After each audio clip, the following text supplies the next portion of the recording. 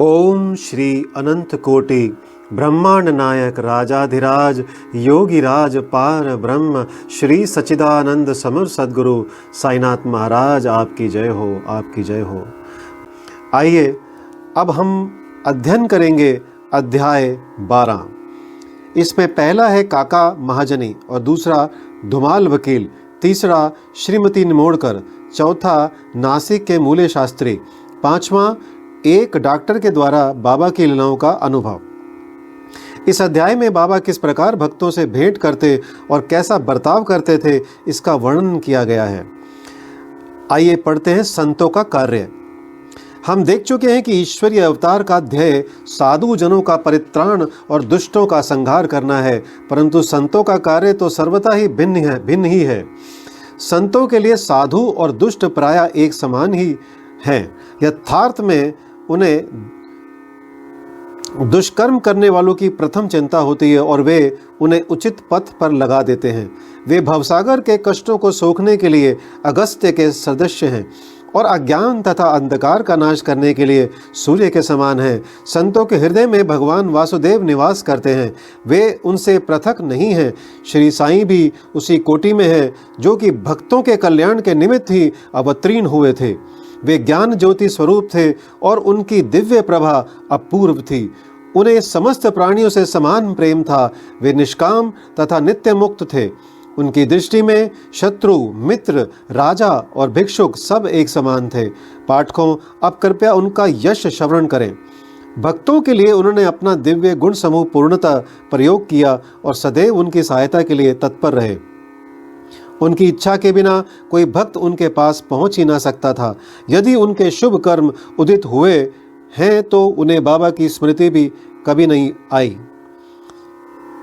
यदि उनके शुभ कर्म उदित नहीं हुए हैं तो उन्हें बाबा की स्मृति भी कभी नहीं आई और ना ही उनकी लीलाएं उनके कानों तक पहुंच सकी।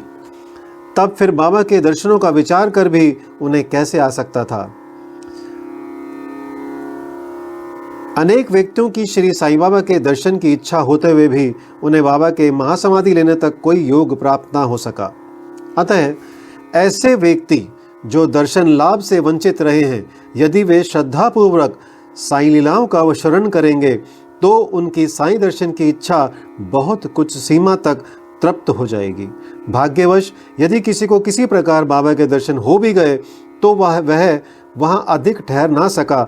इच्छा होते हुए भी केवल बाबा की आज्ञा तक ही वहां रुकना संभव था और आज्ञा होते ही स्थान छोड़ देना आवश्यक हो जाता था। अतः ये सब उनकी शुभ इच्छा पर ही अवलंबित था। अब जानते हैं काका महाजनी। एक समय काका महाजनी बंबई से शिरडी पहुंचे। उनका विचार एक सप्ताह ठहरने और गोकुल अष्टमी उत्सव में सम्मिलित होने का था। दर्शन करने के बाद बाबा ने उनसे पूछा, तुम कब वापस जाओगे? उन्हें बाबा के इस प्रश्न पर आश्चर्य सा हुआ। उत्तर देना तो आवश्यक ही था, इसलिए उन्होंने कहा कि जब बाबा आज्ञा दें। बाबा ने अगले दिन जाने को कहा। बाबा के शब्द कानून थे जिनका पालन करना नितांत आवश्यक था। काका महाजनी ने तुरंत ही प्रस्थान किया। जब वे बंबई में अपने ऑफिस में पहुंचे तो उन्होंने अपने सेठ को अति उत्सुकता पूर्वक प्रतीक्षा करते पाया। मुनीम के अचानक ही अस्वस्थ हो जाने के कारण काका की उपस्थिति अनिवार्य हो गई थी। सेठ ने शिरडी को जो पत्र काका के लिए भेजा था वह बंबई के पते पर उनको वापस लौटा दिया गया। अब पढ़ते हैं भाऊ साहेब धुमाल। अब एक विपरीत कथा सुनिए। एक बार भाऊ साहेब धुमाल एक मुकदमे के संबंध में निफाड़ के न्यायालय को जा रहे थे। मार्ग में वे शिरडी उतरे। उन्होंने बाबा के दर्शन किए और तत्काल ही निफाड़ को प्रस्थान करने लगे, परंतु बाबा की स्वीकृति प्राप्त ना हुई। उन्हें शिरडी में एक सप्ताह और रोक लिया। इसी बीच में निफाड़ के न्यायाधीश उदर पीड़ा से ग्रस्त हो गए। इस कारण उनका मुकदमा किसी अगले दिन के लिए बढ़ाया गया। एक सप्ताह बाद भाऊ साहब को लौटने की अनुमति मिली। इस मामले की सुनवाई कई महीनों तक और 4 न्यायाधीशों के पास हुई। फलस्वरूप धुमाल ने मुकदमे में सफलता प्राप्त की और उनका मुवक्किल मामले में बरी हो गया। अब पढ़ते हैं श्रीमती निमोड़कर। श्री नाना साहब निमोड़कर, जो निमोड़ के निवासी और अवैतनिक न्यायाधीश थे, शिरडी में अपनी पत्नी के साथ ठहरे हुए थे। निमोड़कर तथा उनकी पत्नी बहुत सा समय बाबा की सेवा और उनकी संगति में व्यतीत किया करते थे। एक बार ऐसा प्रसंग आया कि उनका पुत्र बेलापुर में रोग से पीड़ित हो गया। तब उसकी माता ने वहां जाकर अपने पुत्र और अन्य संबंधियों से मिलने तथा कुछ दिन वहीं व्यतीत करने का निश्चय किया, परंतु श्री नाना साहब ने दूसरे दिन ही उन्हें लौट जाने को कहा। वे असमंजस में पड़ गई कि अब करना क्या चाहिए, परंतु बाबा ने सहायता की। शिरडी से प्रस्थान करने के पूर्व वे बाबा के पास गई। बाबा साठेवाड़ा के समीप नाना साहेब और अन्य लोगों के साथ खड़े हुए थे। उन्होंने जाकर चरण वंदना की और प्रस्थान करने की अनुमति मांगी। बाबा ने उनसे कहा, शीघ्र जाओ, घबराओ नहीं। शांत चित्त से बेलापुर में 4 दिन सुखपूर्वक रहकर सब संबंधियों से मिलो और तब शिरडी आ जाना। बाबा के शब्द कितने सामयिक थे। श्री निमोड़कर की आज्ञा बाबा द्वारा रद्द हो गई। अब पढ़ते नासिक के मूले शास्त्री यानी ज्योतिषी। नासिक के एक कर्मनिष्ठ अग्निहोत्र ब्राह्मण थे जिनका नाम मूले शास्त्री था। इन्होंने 6 शास्त्रों का अध्ययन किया था और ज्योतिष तथा सामुद्रिक शास्त्र में भी पारंगत थे। वे एक बार नागपुर के प्रसिद्ध करोड़पति श्री बापू साहेब बूटी से भेंट करने के बाद अन्य स्वजनों के साथ बाबा के दर्शन करने मस्जिद में गए। बाबा ने फल बेचने वाले से अनेक प्रकार के फल और अन्य पदार्थ खरीदे और मस्जिद में उपस्थित लोगों में उनको वितरित कर दिया। बाबा आम को तो इतनी चतुराई से चारों ओर दबा देते थे कि चूसते ही संपूर्ण रस मुंह में आ जाता तथा गुठली और छिलका तुरंत फेंक दिया जाता था। बाबा ने केले छीलकर भक्तों में बांट दिए और उनके छिलके अपने लिए रख लिए। हस्तरेखा विशारद होने के नाते मूले शास्त्री ने बाबा के हाथ का परीक्षण करने की प्रार्थना की, परंतु बाबा ने उनकी प्रार्थना पर कोई ध्यान न देकर उन्हें 4 केले दिए। इसके बाद सब लोग वाड़े को लौट आए। अब मूले शास्त्री ने स्नान किया और पवित्र वस्त्र धारण कर अग्निहोत्र आदि में जुट गए। बाबा भी अपने नियम अनुसार लैंडी को रवाना हो गए। जाते जाते उन्होंने कहा कि कुछ गैरू लाना, आज भगवा वस्त्र रंगेंगे। बाबा के शब्दों का अभिप्राय किसी की समझ में न आया। कुछ समय के बाद बाबा लौटे। अब मध्याह्न बेला की आरती की तैयारियां प्रारंभ हो गई थी। बापू साहब जोग ने मूले से आरती में साथ करने के लिए पूछा। उन्होंने उत्तर दिया कि वे संध्या समय बाबा के दर्शन को जाएंगे। तब जोग अकेले ही चले गए। बाबा के आसन ग्रहण करते ही भक्त लोगों ने उनकी पूजा की। अब आरती प्रारंभ हो गई। बाबा ने कहा, उस नए ब्राह्मण से कुछ दक्षिणा लाओ। बूटी स्वयं दक्षिणा लेने को गए और उन्हें बाबा का संदेश मूले शास्त्री को सुनाया। वे बुरी तरह घबरा गए। वे सोचने लगे कि मैं तो एक अग्निहोत्र ब्राह्मण हूँ, फिर मुझे दक्षिणा देना क्या उचित है। माना कि बाबा महान संत हैं, परंतु मैं उनका शिष्य नहीं हूँ। फिर भी उन्होंने सोचा कि जब बाबा सरीखे महान संत दक्षिणा मांग रहे हैं और बूटी सरीखे करोड़पति लेने को आए हैं, तो वे अवहेलना कैसे कर सकते हैं। इसलिए वे अपने कृत्य को अधूरा ही छोड़कर तुरंत बूटी के साथ मस्जिद को गए।